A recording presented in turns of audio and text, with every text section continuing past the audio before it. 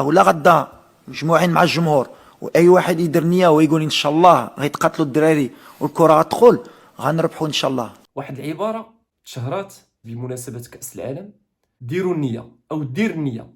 هذه العباره قالها مدرب المنتخب المغربي وليد الركراكي: ديروا النيه، ديروا معنا النيه. اخواني اخواتي، هذه العباره متداوله ومعروفه عندنا حنا في الدارجه العاميه في المغرب. قلت لهم ديما ديروا النيه. شفتي ضربه بوطو في الاخر؟ اسمع، الله كبير. ملي ما كانش ديك ليبوكريزي، ملي ما كانش ديك ليغويسم، الله كيسهل. دير نيه تتعني احسن ظنك. دير نيه، احسن ظنك، يعني تفائل خير. تفائل خير في السيد مثلا اللي قدامك، ولا تفائل خير في واحد القضيه معينه. وبمفهوم ادق، يعني كوننا احنا المغاربه، كوننا مسلمين ولله الحمد، المقصود بدير نيه اي احسن ظنك بالله سبحانه وتعالى وتوكل على الله تعالى. احسن ظنك بالله وتوكل عليه. توكل على الله سبحانه وتعالى واحسن ظنك بالله تعالى. المسلم بطبعه، المسلم المؤمن بطبعه دائما خاصو يكون داير النية في اي عمل باغي يديرو، في اي خطوه يقدم على فعلها تيقول بسم الله وتيدير النية، بمعنى انه دائما يحسن ظنه بالله سبحانه وتعالى. دائما عنده الاعتقاد بان الله سبحانه وتعالى ما غادي يدير ليه غير اللي فيه الخير.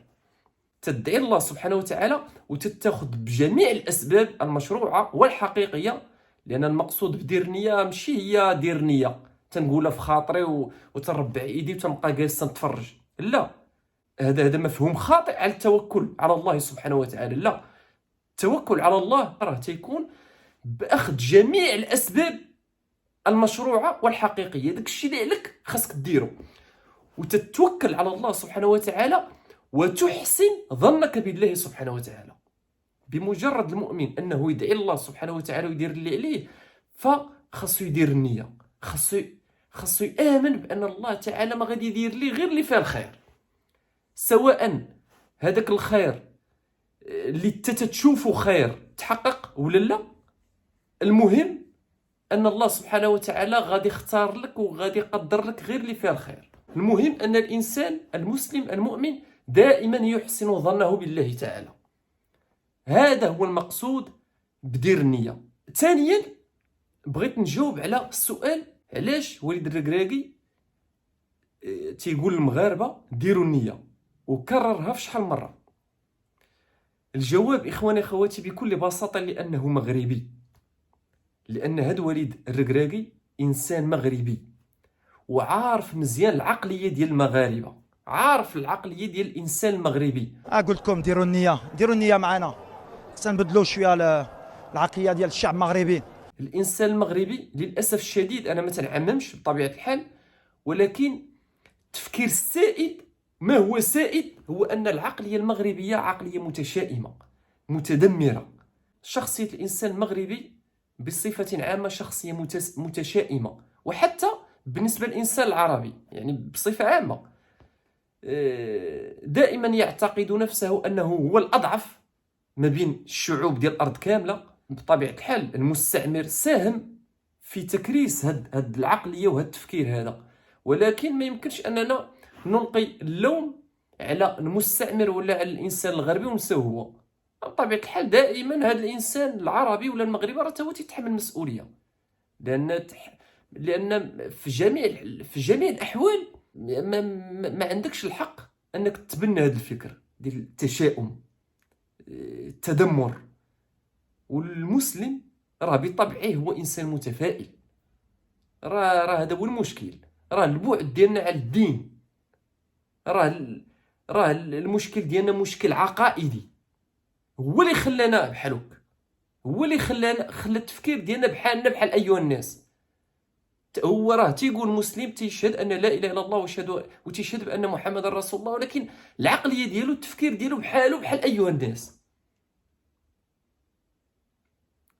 العقيده ديالو، هذيك العلاقه ديالو بينه وبين ربه، علاقته بربه ماشي كما خاصها تكون.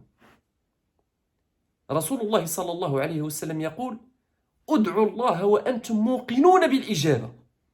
ادعوا الله وأنتم موقنون بالإجابة، بمعنى أنك إلا مشيتي حتى دعيتي الله سبحانه وتعالى راه وكأن النص ديال المشكل تحل. خاص يكون عندك هذا اليقين وترتاح وتقول راه انا بما ان مادام انني دعيت الله سبحانه وتعالى اكيد ان الله تعالى غادي يختار لي غير اللي فيها الخير وغادي يدير لي غير اللي فيها الخير. بحال هذه هي العقليه ديال المؤمن. كذلك رسول الله صلى الله عليه وسلم يقول: لا يموتن احدكم الا وهو يحسن الظن بالله عز وجل. تخيل حتى ولو الامر هنا تتعلق بجنه او نار، رسول الله صلى الله عليه وسلم تيقول لنا ما يموت الانسان، ما يموت فيكم شي واحد الا وهو يحسن بان الله سبحانه وتعالى راه غادي يجازيه، راه غادي يجازيه الجزاء الاحسن وغادي كرمو، غادي يكون نصيب، غادي يكون ان شاء الله من اهل الجنه. هكذا يجب ان يكون اعتقادك في الله تعالى. دائما يجب ان تحسن ظنك به. مشي تلقاه يلا كي كان تيدعي الله سبحانه وتعالى، يلا كي كان هز ايدي، غير تيتفاوت بحال كان سكران، غير تيزيد شويه بحال السيد تيصحى تتلقاه عاوتاني دخلو الشك، وتتلقاه هز الهم، وتتلقاه عاوتاني تيقول لك فلان هو اللي غادي يدي ليا، ولا فلان هو اللي غادي ياديني، ولا فلان راه واعر، فلان راه هو اللي بيديه كلشي. وتا شويه كتدعي الله سبحانه وتعالى، فين هو الاعتقاد ديالك؟ اذا هذاك الدعاء ولا ديك الصلاه ولا عندك بحال ولات عندك بحال شي حاجه من التقاليد ولا شي فولكلور ولا شي حاجه خاصك ديرها وصافي.